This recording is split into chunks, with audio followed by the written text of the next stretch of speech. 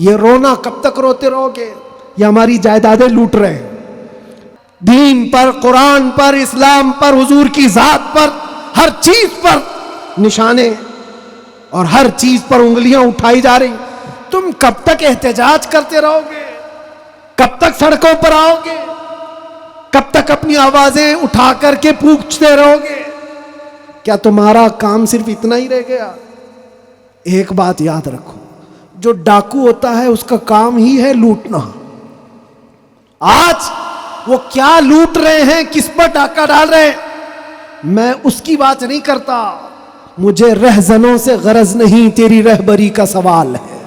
چنگیز بھی آئے، ہلاکو بھی آئے، بڑے بڑے آئے، سڑے سڑے آئے، اس درخت کو ہلانے کی کوشش کرتے رہے اور نام و نمود بھی ختم، نام و نمائش بھی ختم، سب چلے گئے، باقی مگر اب تک نام و نشاں ہمارا. آبرو ماں زنام مصطفیٰ است، ہم سب کی عزت و آبرو مصطفیٰ کے نام سے ہے.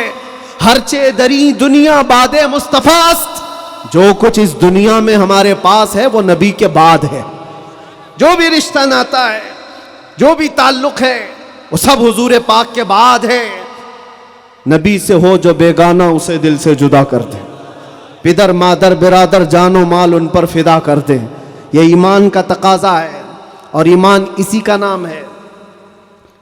اور اعلیٰ حضرت امام اہل سنت فاضل بریلوی کیا فرماتے ہیں؟ ایمان کسے کہتے ہیں؟ اس کی دو چند مثالیں آپ کے سامنے رکھتا ہوں. اور جب یہ ایمان آ جائے تو میرے عزیزوں، یہ جو آندھیاں چل رہی، یہ جو طوفان آئے ہوئے ہیں، یہ رخ موڑ لیں گے. اس لیے کہ سنا ہے قدسیوں سے میں نے کہ وہ شیر پھر ہوشیار ہوگا. اقبال نے کہا تھا، نکل کر کے صحرا سے جس نے الٹ دیا تھا تخت روما کو، سنا ہے قدسیوں سے میں نے کہ وہ شیر پھر ہوشیار ہوگا. وہ مکہ کے رہنے والے، مدینہ طیبہ کی چٹائیوں پر بیٹھنے والے، ایک کھجور پر پورا دن اکتفا کرنے والے، پیوند لگے کپڑے پہننے والے، وہ رسول پاک کے غلام، لیکن نکلے تھے مکہ سے پیوند لگے کپڑے بغیر چپل کے. اس وقت کی دو سپر پاور طاقتوں کو گھٹنے ٹیکنے پر مجبور کر دیا تھا. تخت روما کو الٹ دیا تھا، رومن ایمپائر، اور پرشین ایمپائر جن کو قیصر و کسریٰ کہا جاتا ہے، دونوں کو جھکنے پر مجبور کر دیا تھا. تاریخ کی یہ سچائیاں بتاتی. کون لوگ تھے وہ؟ خالد بن ولید، سیف اللہ المسلول، 4 لاکھ صلیبیوں کے سامنے مقابلے کے لیے کھڑے تھے. تو صلیبیوں کے بادشاہ نے کہا تھا کہ یہ عرب کے بدو یا عرب کے دیہاتی لوگ ہم سے لڑنے آئے جو رومن ایمپائر کے فوجی ہیں، اسلحے سے لیس ہیں، طاقت سے بھرپور ہیں. تو خالد بن ولید نے کیا کہا تھا جانتے ہو؟ آپ نے کہا تھا، رومیو، جس طرح تمہارے فوجی شراب پسند کرتے ہیں، ہم وہ فوج لے کر کے آئے ہیں، تمہاری شراب سے زیادہ ہم شہادت پسند کرتے ہیں. یہ وہ لوگ ہیں جو شہادت کے لیے جیتے ہیں. عزیزان گرامی وقار، وہ ایمان کامل جب آ جائے تو پھر یہ طوفان اور یہ آندھیاں اپنا رخ موڑ لیں گی. آج وجہ یہی ہے، ان سے پھرے جہاں پھرا پھرائی کمی وقار میں. ان کے جو ہم غلام تھے، خلق کے پیشوا رہے. حضور پاک صلی اللہ تعالی علیہ وسلم کی غلامی سے جہاں کہیں تم منہ پھیرو گے، تھوڑا سا بھی ہٹو گے، عزت نکال لی جائے گی، عزت ختم کر دی جائے گی. تمہیں جو مرتبہ ملا ہے وہ خیر امت ہونے کا، وہ حضور کی غلامی کی وجہ سے ملا ہے. عمر ابن خطاب رضی اللہ تعالیٰ عنہ 36 لاکھ اسکوائر کلومیٹر پر حکومت کرتے تھے. تب آپ نے یہ نہیں کہا خطاب کا بیٹا عمر اتنے بڑے خطے پر نگران حکومت کر رہا ہے، بلکہ آپ نے کہا تھا ہمیں آج جو عزت ملی ہے وہ حضور کی غلامی کی وجہ سے ملی. وہ فخر یہ کرتے تھے. خالد بن ولید 125 جنگوں میں گئے، ہر جگہ فتح یابی، ہر جگہ فتح. کبھی خالد بن ولید نے یہ نہیں کہا میرے بازوؤں میں وہ طاقت ہے کہ میں ہر پہلوان کو زیر کر دیتا ہوں، جس جنگ میں جاتا ہوں فتح کے جھنڈے گاڑ دیتا ہوں. نہیں، خالد بن ولید کا ایمان تو یہ تھا کہ ان کے سر پر ایک ٹوپی تھی جس میں حضور کے 3 موئے مبارکہ تھے. وہ فتح کا صحرا انہی موئے مبارک کو دیتے اور کہتے یہ نسبت میرے ساتھ ہے اس لیے اللہ مجھے ہر جگہ فتح عطا کرتا ہے. انہیں جو عزتیں ملی تھی دنیا میں، جو اقتدار ملا تھا، وہ حضور کی غلامی کی بنیاد پر.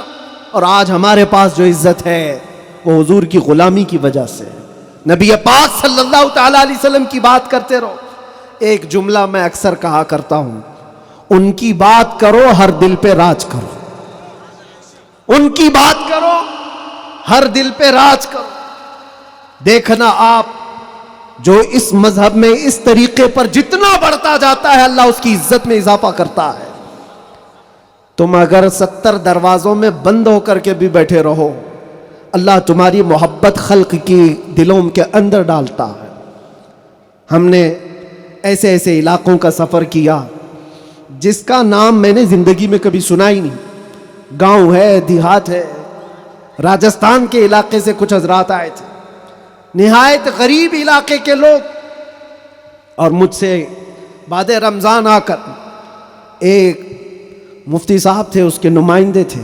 انہوں نے کہا ہمارے قافلے میں یا جس جگہ سے میں نمائندہ بن کر کے آیا ہوں وہاں کے لوگوں میں غریب لوگ ہیں.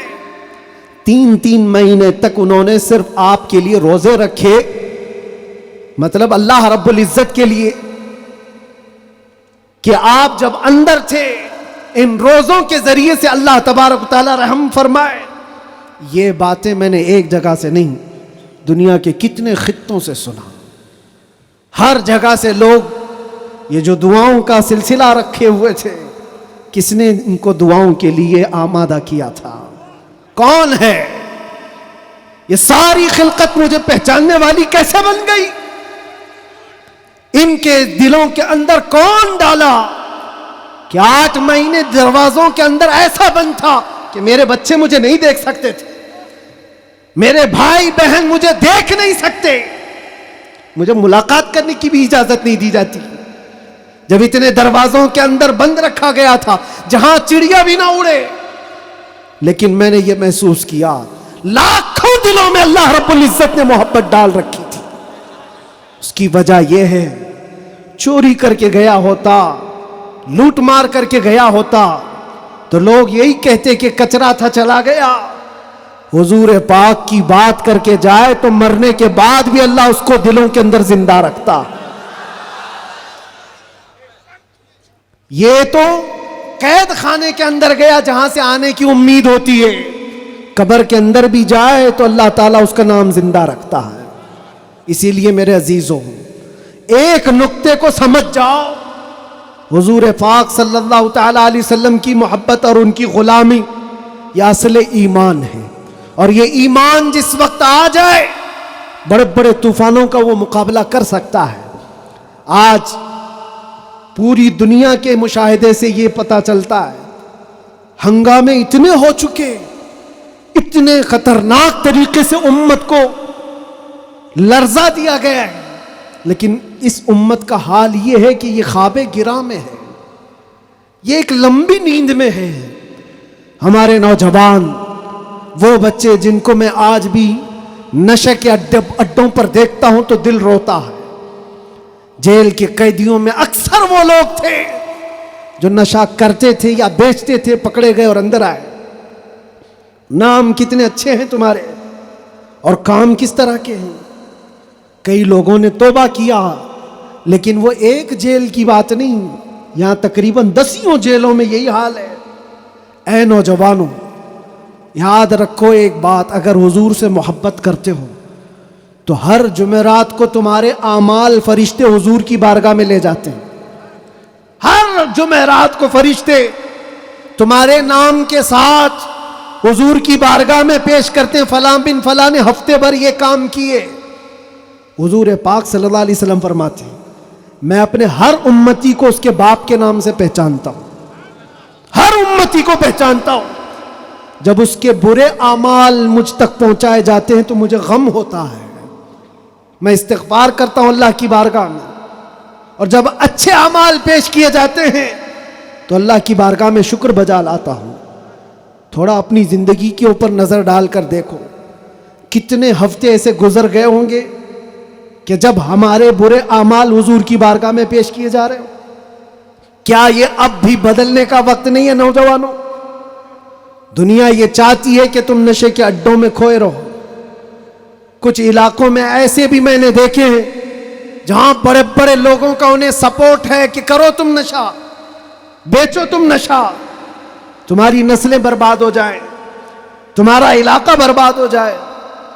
آج سے صرف 70 سال پہلے کی بات ہے، ہمارے اس ملک میں ایجوکیشن لیول اس وقت بھی مسلمانوں کا سب سے اوپر تھا، اور آج آپ بخوبی دیکھ سکتے ہیں کس طرح سے ہمیں پکارا جا رہا ہے، کیسے ہمیں تانے دے کے سارے ڈیبیٹ کیے جا رہے ہیں۔ کہاں کہاں تمہیں پنچر مین کہا جاتا ہے۔ کیوں؟ یہ وہ قوم ہے جو پوری دنیا کو علم سکھانے آئی ہے، خیر امت تم تھے، ان سے پھرے جہاں پھرا پھر آئی کمی وقار۔